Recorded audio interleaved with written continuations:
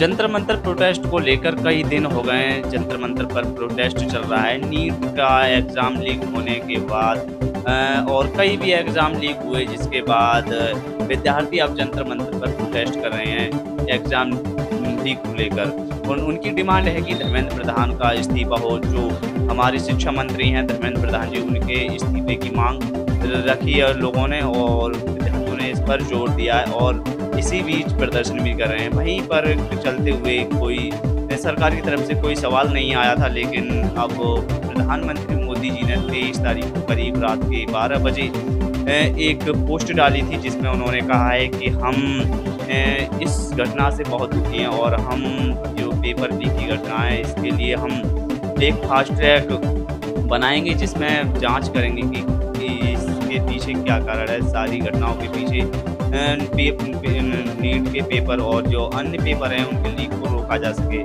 प्रधानमंत्री मोदी जी ने इसके पीछे बड़ा शोक जताया, कहा कि यह सही नहीं है जिससे पेपर लीक होता है, हमारे युवाओं को ठेस पहुँचती है।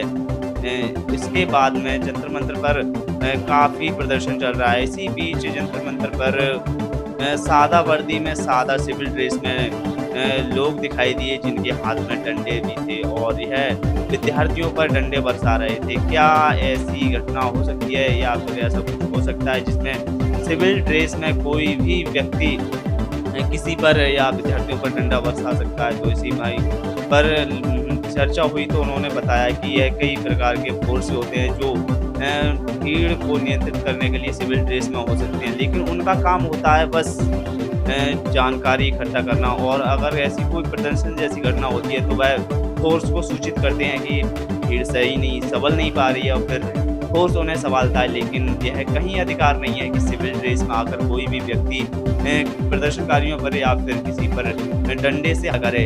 इसी बीच कई सवाल खड़े हो रहे हैं कि यह सिविल ड्रेस वाले लोग प्रदर्शनकारियों पर डंडे बरसा रहे हैं, कहीं कहीं डंडे मार रहे हैं। वहीं पर दूसरी तरफ हम बात करें तो जो कुछ पुलिसकर्मी हैं उनकी नेम प्लेट होती है जो लगी होती है, उनकी नेम प्लेट भी नहीं थी, वहीं पर प्रदर्शन कर रहे थे। तो यह घटना कई बड़े सवाल खड़े कर रही है कि आखिरकार ये सिविल ड्रेस वाले लोग फोर्स के थे या फिर दिल्ली पुलिस के थे या फिर अन्य कोई थी। आखिरकार इन्हें अधिकार किसने दिया जिन पर डंडे बरसा रहे हैं छात्रों पर? वहीं पर जिनकी नेम प्लेट नहीं है वह भी इस तरह की इसमें शामिल हुए हैं। तो यह कई बड़े सवाल खड़े कर रहे हैं। आपकी क्या राय है, यह सही है या गलत है? कमेंट बॉक्स में ज़रूर बताओ और ऐसी ही खबरें देखने के लिए सच लाइन न्यूज़ चैनल पर जुड़े रहें।